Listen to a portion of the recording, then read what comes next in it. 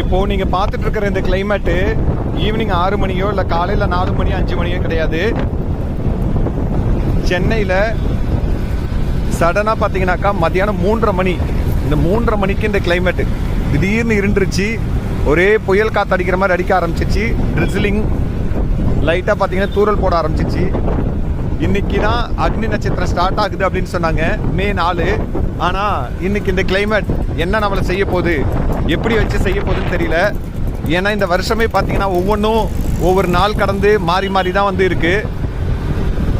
வெயில் பார்த்தீங்கன்னு சொன்னீங்கன்னா ஜனவரியிலே ஸ்டார்ட் ஆயிடுச்சு. அந்த மாதிரி மழை பார்த்தீங்கன்னு சொன்னீங்கன்னாக்கா சீக்கிரமாகவே வந்துடும் அப்படின்ற மாதிரி சொல்கிறாங்க.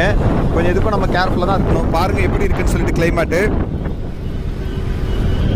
மத்தியானம் 3:30 மணி. இது கோயம்பேடு. இது விஆர் மால் தாண்டி கோயம்பேடுக்கு வந்துட்டு இருக்கிற வழியில் எப்படி இருக்குன்னு பாருங்கள்.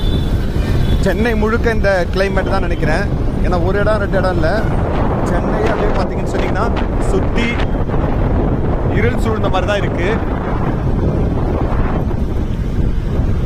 பேராபத்து நம்மளை நோக்கி வந்துட்டு இருக்குன்னு நினைக்கிறேன். எதுக்கும் நம்ம எல்லாரும் கேர்ஃபுல்லாக இருப்போம். 2012 படம் பார்க்குற மாதிரி ஒரு ஃபீல் ஆகுது இந்த கிளைமேட்டை பார்க்கும்போது.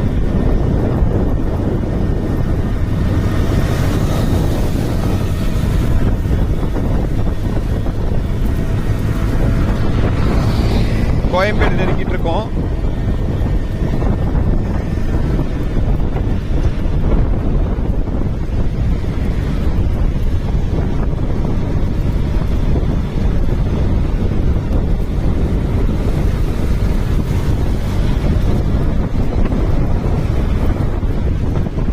Koyambedu bus terminus.